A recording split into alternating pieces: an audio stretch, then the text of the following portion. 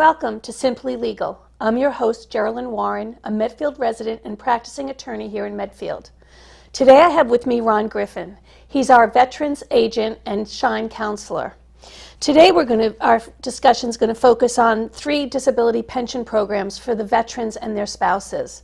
But before we begin, Ron, would you like to just tell the community a little bit about your positions here in town? Sure. I'm the veteran. First, I started out as a Shine counselor in town, and as a Shine counselor, I work with seniors, mostly explaining Medicare benefits. So it's the Shine. The big I in it is for information, and really it's understanding the bureaucracy of Social Security, Medicare, Mass Health, and guiding people through that by giving them information, and that kind of led to the veteran service position, where really I do a very similar thing, but now I focus on the different bureaucracy of getting through and wading through the different veteran benefits that may be available, and again, I'm providing information for the most part. Now, I mentioned that our discussion was going to focus on the 3 disability pension programs. Do you want to just go kind of generalize and tell everyone the 3 programs, what they are, and then we can go over each one specifically? Sure. There's the 3 basic disability programs are called a basic pension. Then there's a housebound pension, and then aid and attendance, which everybody really gets a lot of publicity and they hear about a lot. But you have to understand all 3 because they work together. And there are, a lot of people think that these kind of pensions are only available to certain people. Well, that's not really true. You never have to be, you don't have to have a service-connected issue. You don't, you can be retired from the military, but you don't have to be retired from the military. You don't ever have to been in combat to get this benefit. And but you do have to have, the veteran had to serve during a time of war. Okay. So during a time of peacetime, the benefit doesn't apply. So it's opened up to really everybody. And what's really interesting about this is it's opened up to the spouse too.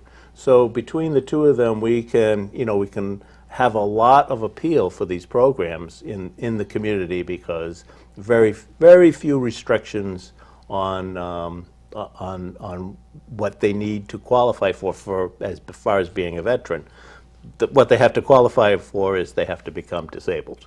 Okay. And how do they define disability? Well, they define disability in various ways, but the most often used one is that when they turn 65, they're automatically considered disabled.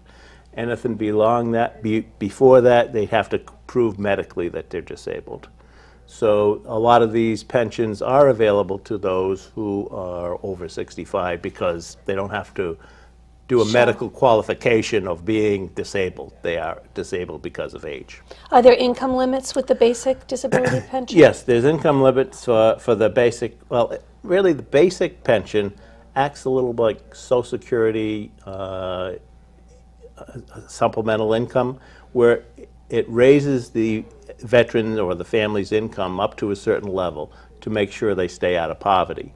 SSI, Social Security supplemental insurance, is not as generous as the VA income is. So what they're saying is, for instance, a single veteran, if their income should be at least $1,038 a month. Okay. And if their income is below that, they will make up the difference to get them up to that. So where we see that a lot is maybe someone comes in and they're getting, let's just say they get $950 in Social Security, and that's all they live on. Well, they would get another $88 benefit from the basic pension to get them up to that $1,038. And that's, if it was a married couple, it's $1,359. So the numbers are very low. Okay. But I find that when, especially senior veterans, they often, most seniors, they live on 2 Social Security pensions, and when one of them passes, they're on 1 Social Security pension, and life becomes very difficult financially. So this is where those benefits often shine, where people can take advantage of them. And as you said in the beginning, the spouse is also able to benefit from this program? Right, but we don't quite treat the spouse same way. The surviving spouse would be $696 would be the minimum level of income. So they'd bring her up to 696. Okay, so otherwise it's the same, it's just the income level is different from hers versus Correct. the veterans. Right, right. It's an income-based benefit. Now, the second one you mentioned was the housebound benefit. Right, pension? the housebound benefit, and this works maybe more often when there's a married folks involved, and the number is higher. So in this case, it's $1,570 for a married couple. Now, what's unique about the VA is they don't just take a look at the income total. They subtract some expenses, and all those expenses are medical expenses. So you have someone who is housebound and can't leave the home, you always have medical benefits. So when I say the $1,570, that's kind of a net income that they'll bring you up to after they've taken away all the costs that you pay for medical benefits. Right. Yeah, let me just do a quick example. Let's say Sure. your income, total income was $2,000 a month. But maybe you paid $100. Maybe your wife is blind. Okay, so she's a housebound disability.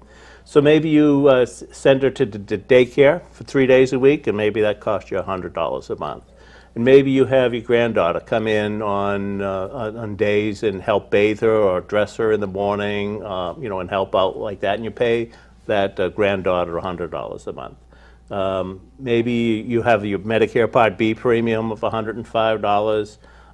You maybe have a supplement insurance for $200 a month. So if you take all of those expenses, that $2,000 income minus all these medical expenses that I just came to really leaves you a net of $980 a month. With that $980, the pension, the housebound pension, would bring it up to $1,570. So you'd get an added. Well, actually, if I did my math wrong, it would give you $980 a month, because after you subtract all those medical bills, your net income was only about $590. So you're able to use family members as a patient care attendant? And Yes. Do they have to have a contract in order for it to be deducted? The VA is more generous than Mass Health is. That's why I had to ask. Yes.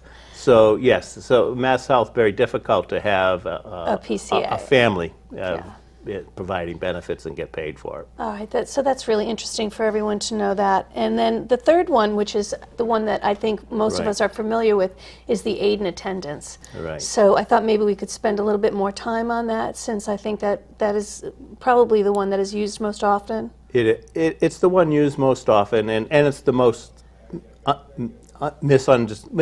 Understood? Misunderstood. Again, it works just like the housebound benefit. What you do is you subtract all your medical expenses to get a net. In this case, if we have a married vet, we're talking about $2,054. So even if there's no income limit, as long as you have matching expenses to bring it down. And where it comes in very handy is sometimes in a nursing home and sometimes in assisted living, where those costs are very high. For instance, you could have a family with a $4,000 income and easily have someone in assisted living, and that would cost $4,000. Well, right away your net income is zero. Right? The VA doesn't allow you to go to a negative income, but it does let that income go to zero. So when I say that the maximum benefit for a veteran is $2,054, that means that's it. That's the max. That's the cap. Okay. So it could be anything. A lot of people think that as soon as they qualify, they're going to get $2,054. That's not true. You could get $1. So that's the maximum is $2,054, and it's below that. And it's a difference between your expenses. So counting all your medical expenses is really the most important thing, because you're trying to get that income level down to zero. So are those some of the spend down strategies that... There's a lot of strategies. And as we know, attorneys and financial planners, they are advertising to get you into the office to talk about those strategies. But it's important to know that an attorney couldn't actually do the application, that it really, they can assist them maybe in gathering information, but as far as doing an actual application, you can't charge a veteran for that. Attorney can do the application. They can't charge. Attorney cannot charge for an application. Yeah. In fact, nobody can charge for filling out an application for any of these pensions. I think it's good that the public would know that. Right. That's important to know. It's against the law. Now, it's not against the law to charge to prepare. So a lot of times people will bring you in to their office to discuss a strategy. And part of that strategy may be looking at all your expenses and doing some research. And they often charge a flat fee for that. You do see that a lot. But that's up to the application. Once they start the application process, they're not allowed to charge anymore. Now, I might have sidetracked you on that one just because I wanted the public to understand that, that point. But you were starting with some spend down strategies. Are there any specific ones you want to mention? Well, the most common one is a mass health spend down. So people may not realize, but when you apply for mass health, you may have some savings in the bank, and they may come back to you and say, okay, after you spend down $30,000, then mass health will pick up. So you have this spend down period where you have to use your assets to get to for that period of time, and then they'll pick up the tab. So if the bill was $5,000 a month, that would take you 6 months to go ahead and pay that down. And with the aid and attendance, you would be able to use that to get because your net income is zero, you'd get that $2,054. You'd get it for 6 months. So that would actually recover $12,000 of that $30,000 if you want to look at it that way. Now, in Mass Health, we have the 5-year look back, but the veterans, is there a look back period? No look back period, and this is what makes it good in some senses. But again, there is some strategies here, and those strategies are don't mess up your strategy for mass health. Because you may need mass health. The whole idea of aid and attendance, isn't it, too, to help the person so that they don't have to go into a nursing home? So it's almost like, an extra benefit to try to keep the person in their community and in their home.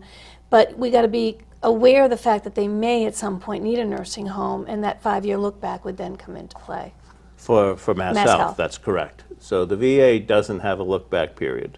In fact, a lot of people are doing some juggling before they fill in the application. There is asset requirements for the VA. And the asset requirement is generally $80,000. So if you have more than $80,000 in assets, often you'll be over asset. Now, but there's no absolute on the asset.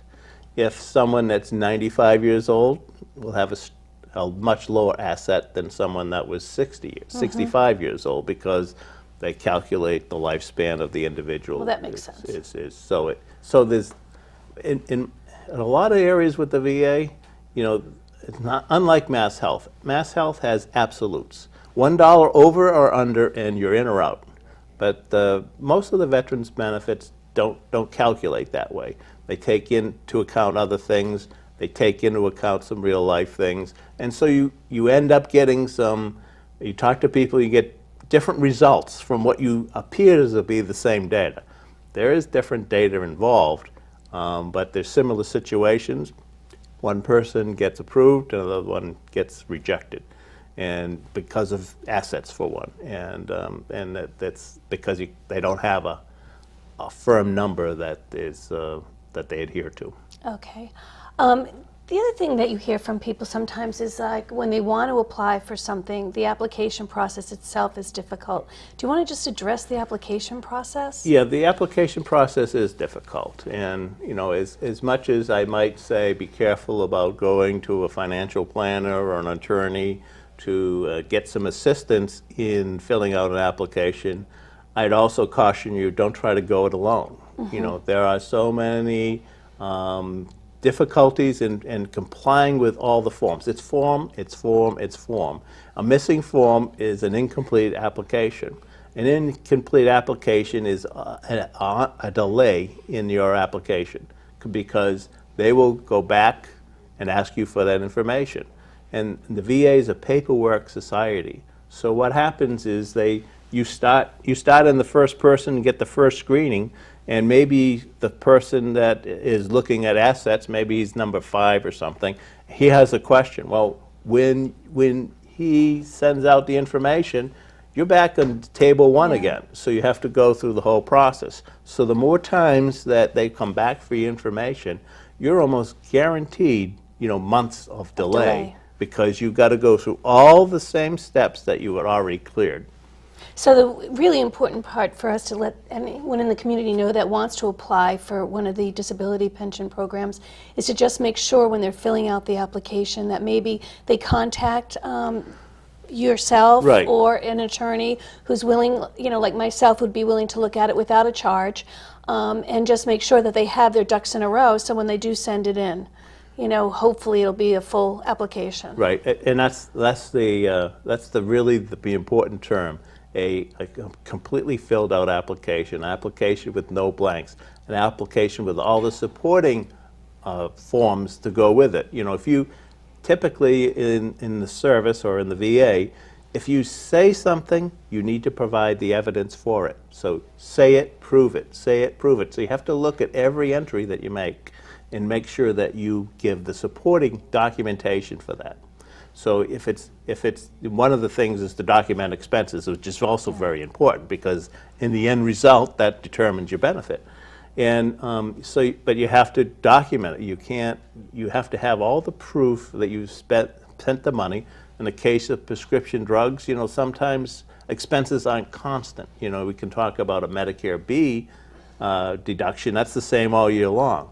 But other expenses vary. The And D so is the one with the donut hole, Yes, and right. you can be in the deduction area of it, or you can be paying the full amount, and then it can go back to where you're in the deduct. So I understand. I mean, that could flux. You know. So you have to look at the whole picture, and you have to have the proof, but you'll have to average it out over the entire year to get a monthly amount for that. For instance, prescriptions. Often you can't do it monthly because there is so much variation. And another issue that sometimes comes up is people saying the length of time. We discussed one of the things that can cause a length of time or a delay is the application not being filled out fully, but also just the claim processing, the process itself. Do you want to just address that? About claims, you know, in the process. The VA has been has been in the news lately about the excessive delays in processing applications. We're talking about years. We're talking about backlogs in the millions. We're talking about more applications coming in every day than decisions are made on applications. So the problem is growing. And there's a lot of reasons why that happened. Some of them are all the VA's fault. Certainly they're not geared up to handle the amount of applications that they have. And they're working on that. But it's not a matter of just hiring people and putting them to work. You know, this is a paper society still, and there's a lot of regulations. So when you have a staff member, you hire them, it's maybe a year later before that person is really familiar with all the laws and the procedures necessary to process claims. So even when they hire folks, it's not an immediate relief to the backlog.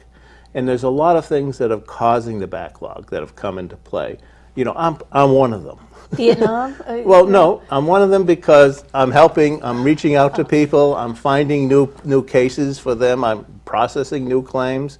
You know, the outreach effort that Veteran Service Officers do today, I think is much greater than it used to be. And I'm also, I seek out people. And this is part of the reason for the show, to reach out to the community, and let them know what might be available. A lot of veterans have service-connected disabilities, And I'm also, and this is mostly the benefits we're talking about is service-connected injuries. Sure. And what I do is some of them are World War II, and their injury hasn't been reevaluated in 20, 25 years. And I'm saying, let's go back in and get that injury reevaluated. And now that injury that wasn't so bothersome 20 years ago is now really almost disabling. And the rating, the disability rating, changes, and as a result, they get more benefit, more monthly benefit. For the injury because it's more predominant.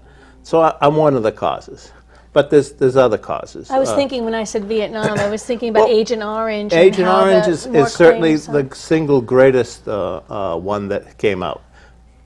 Finally, the VA said that everybody who was in Vietnam, who set foot in the soil, was exposed to Agent Orange.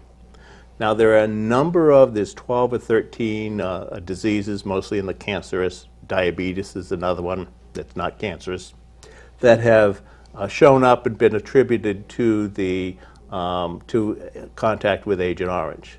Now, what it means for the veteran is they don't have to prove that Agent Orange caused the disease. That's already done for them. So that burden of proof is not there. All they have to do is prove that they set foot in Vietnam, which is very easy to do because it's on their records. And then they have to present that they have the disease, or one of the diseases. And then it's really kind of an automatic acceptance. And you would think that this would fly through very quickly, but even so, the VA system with the thousands and thousands of claims that came about because of this, it just overwhelmed them. So they got behind, and they're still trying to play catch up. Other thing is newer Afghanistan and Iraq veterans. You know, they're sending in claims for 7 and 8 disabilities. You know, where before World War II, you know, 1 or 2 disabilities. Vietnam, 1 or 2 disabilities per veteran. But now we're talking about 7 or 8 disabilities on average. So some of them are doing 13 to 14. Well, you have to process each one, you know, as it's a separate claim. So even though there's only 1 claim, there's really 7 or 8 of them that they have to gather all the same evidence and facts for.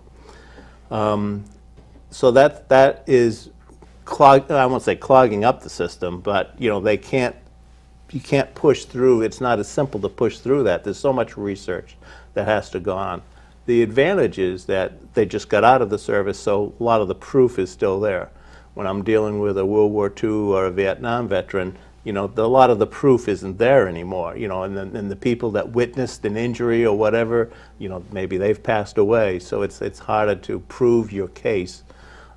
Is that why they made the Agent Orange, just that you have to show that you were in Vietnam at the time, versus that you had to be like in the battle where they defoliated the area with Agent Orange? Is that why they made that?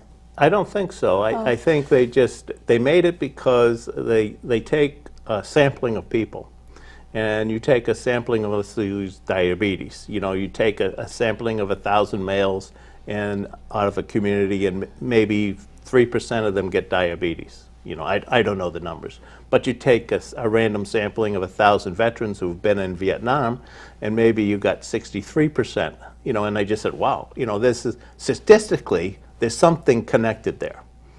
You know, so this is why they say if you're exposed. Another thing is Lou Gehrig's disease, ALS. You know, if you have that disease, it's presumed that you got it while you were in the service. They really have no idea why, but they do know that the numbers of veterans that get that disease is much higher than the general population. But they don't really know what is the food. They don't know what it is that causes it, but it's a fact. But Ron, what I was really trying to get at was that I was thinking that the proof doesn't have to be there so much. All you have to show is that you were in Vietnam with regards to the Agent Orange. Like you were saying, Correct. how with some Vietnam vets or World War II vets, it's hard to get someone to help them prove their case because they weren't there. But with the Agent Orange cases, it seems from what you just said, you know, that you just have to show you were there. Right, with the Agent Orange.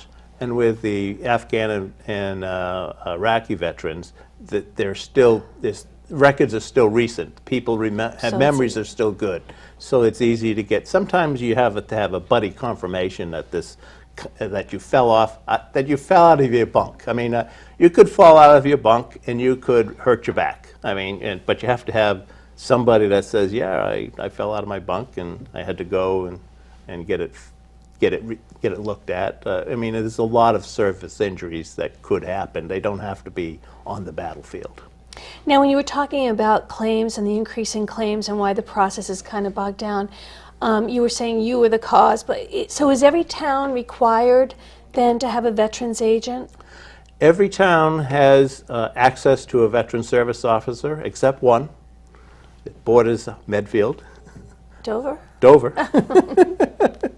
So they're the only town in the state that does not have a veteran service officer or is part of a district. So some towns have gathered together and formed a district, and then they have maybe one veteran service officer that the district shares. But there's a path. That's great. Now, I was wondering, you were mentioning Afghanistan and Iraq. Have you heard from any of the veterans that are coming back? Are they getting in touch with you, or? Not very much, and maybe that's because they don't know I exist. A veteran service officer, we talked about in Massachusetts, every town has to have access to one. This is the only state that has that requirement. That's not a requirement in any other state. So state benefits, they require that we know something about the benefits so we can explain them. In other states, they don't have it per town, maybe per county, sometimes just a state level support. So it's very, very different. So Massachusetts is very different. We have things like where I do see the recent Afghanistan and Iraqi veterans is where they come in and talk to me about the Massachusetts bonus. So Massachusetts gives you a bonus. If you enlisted from Massachusetts, you had lived in Massachusetts 6 months before your enlistment, and you served since 9/11, there's a $500 bonus. If you served overseas in Iraq or Afghanistan, it's a $1,000 bonus.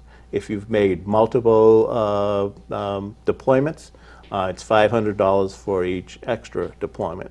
So, and you can get it whether you're discharged or whether you're still on active duty.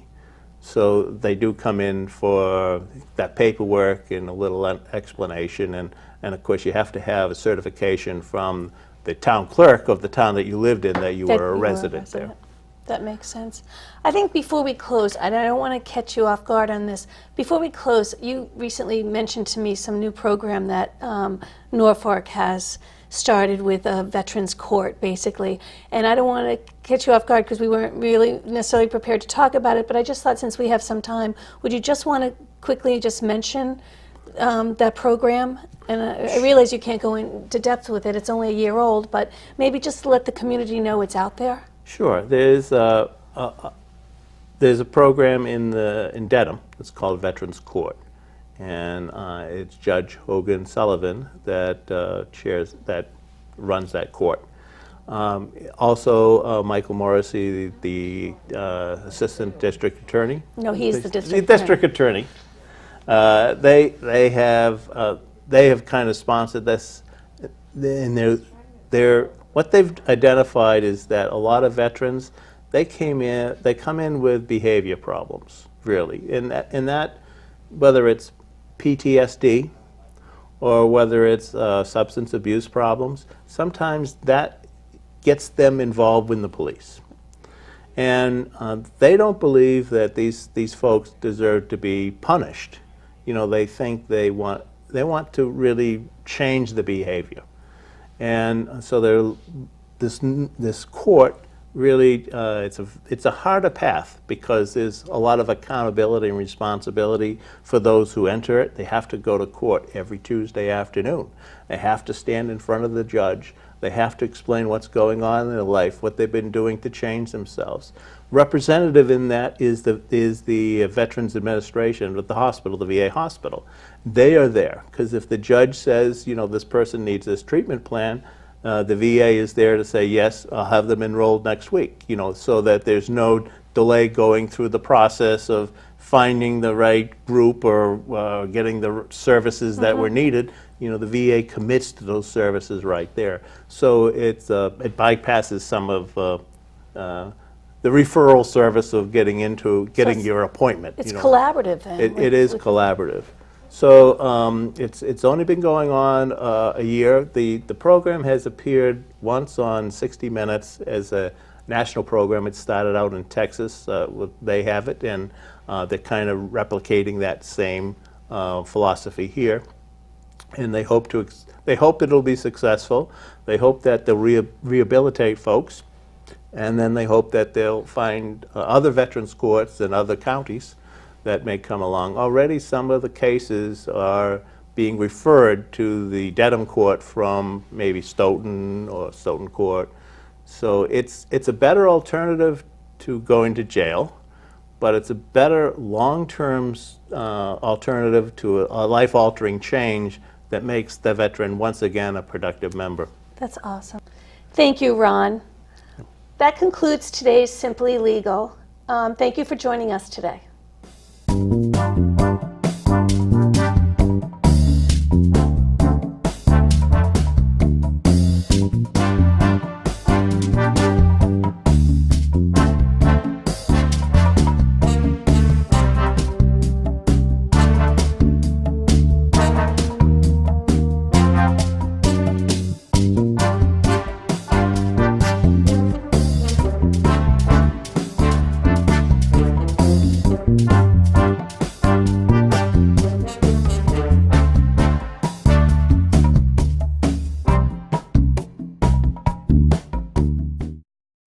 Production support provided by Medfield.tv. Access to our community. I'm Roberta Lynch, and you're watching Medfield.tv.